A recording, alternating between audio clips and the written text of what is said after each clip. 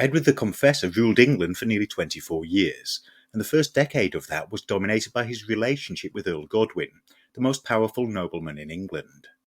The start to Edward's reign was difficult. He had only returned to England following a 25-year exile in Normandy when King Harthacnut decided that he needed a way of propping up his popularity in the summer of 1041. As a result, when Harthacnut died on the 8th of June 1042, Edward became a king in a land of which he had little knowledge, no strong base of supporters, and where the language was probably less familiar to him than Norman French. As such, he needed to secure his position by ensuring that the leading figures in the country, Earl Godwin of Wessex, Earl Leofric of Mercia, and Earl Siward of Northumbria, all supported him. All three had either been appointed by, or gained their positions during the reign of, King Canute, and so owed no natural loyalty to Edward, beyond the fact that he was the rightful claimant to the throne. Whilst Leofric and Siward could be won round by confirmation of their lands and titles, Godwin was a much trickier prospect. Their relationship was complicated by Godwin's involvement in the capture and blinding of Alfred, Edward's brother, in 1036, which led to his death the following year.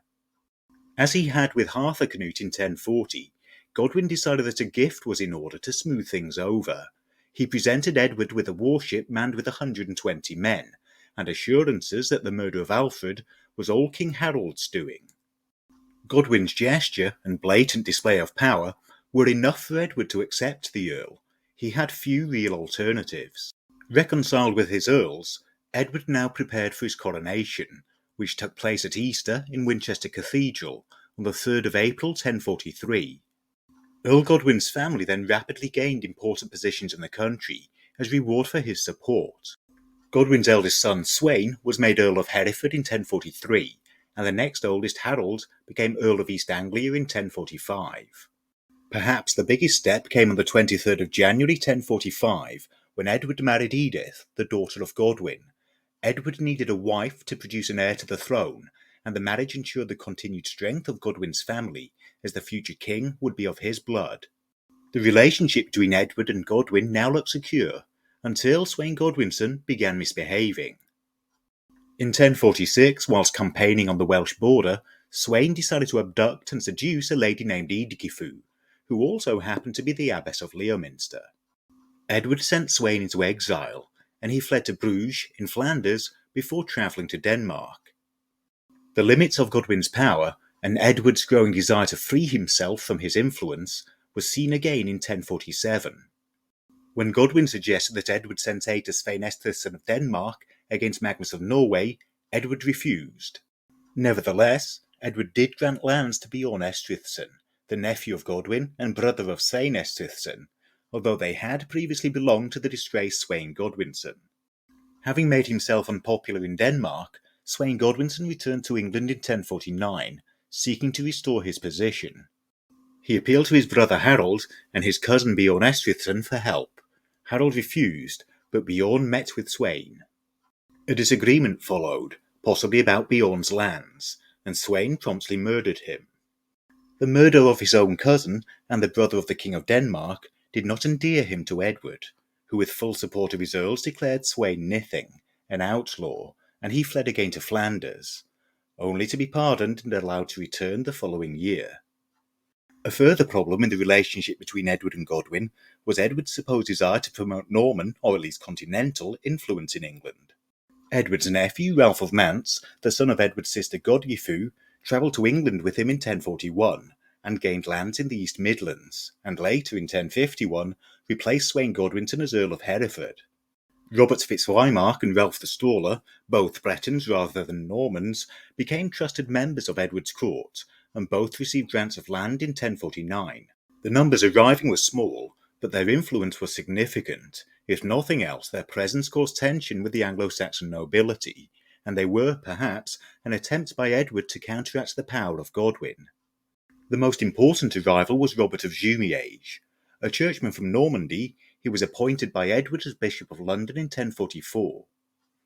When Eadsiege, the Archbishop of Canterbury, died in October 1050, tension flared between Godwin and Edward.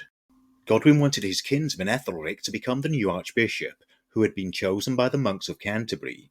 Edward overruled this and instead appointed Robert of Jumièges to the position in March 1051. The tension grew further in 1051 when Eustace of Boulogne travelled to England to meet the king.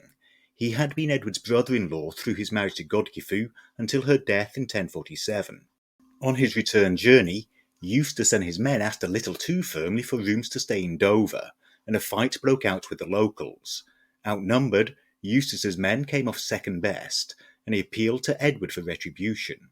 Seemingly encouraged by the advice of Robert of Jumièges, Edward decided that this was a fair request, and he ordered Godwin to discipline the town. Dover was in Godwin's Earldom of Wessex, and it was natural that he should be the one to carry out the act. However, the thought of slaughtering his own people, especially at the behest of the foreigners whose influence he resented, was too much for him. He refused.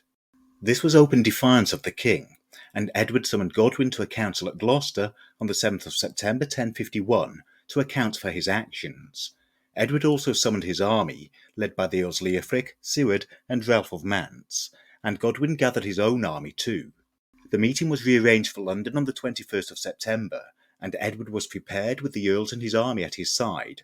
As Godwin approached, despite having the backing of his sons, he found that his forces began to dwindle, as many abandoned his cause. Realising the dangerous situation he was in, Godwin asked to be granted royal safe conduct for the journey into London. Not wanting to tie his hands about the possible outcome of the council, Edward refused. He sent a message that he would give Godwin safe conduct when Godwin gave him back his brother. Godwin and his family now fled. Godwin himself, together with his sons Sweyn, Tostig and Gurth, fled to Flanders. Meanwhile, Harold and Godwin's other son Leofwine made for Ireland. Edward was now at the height of his power. He had the loyal support of Leofric and Siward. He had the supporters he had brought over from Normandy. He had broken the strength of Earl Godwin, and he even sent Edith, his wife and Godwin's daughter, to a nunnery. It is during this period that the possible offer of the throne to William of Normandy took place, perhaps carried by Robert of Jumièges on his way to Rome to collect his pallium from the Pope, and perhaps confirmed by the reported visit by William to England in the winter of 1051-52. Edward's triumph was not to last long, though. Godwin was keen to regain his power in England, and he travelled to Kent and on to Sussex in June 1052 to test how much support he retained in his former earldom. Seemingly satisfied with the answer, he gathered a fleet and men and travelled to England again, landing on the Isle of Wight in August, and was joined by Harold and Leofwine, who had pillaged Somerset and Devon on the way. With his forces amassed, Godwin sailed around the south coast and up the Thames to confront Edward. As in 1051, Edward called the earls to his side, and they duly arrived with their armies, leading to a dangerous standoff when Godwin's forces approached London. Both sides had a choice: compromise or fight. Godwin had nothing left to lose but his life. His lands, titles, and power were already gone. He was willing to fight. Edward was keen to stand his ground too. He hadn't gone to all the trouble of breaking Earl Godwin's hold over him just to meekly let him back. Siward and Leofric, however, had other concerns.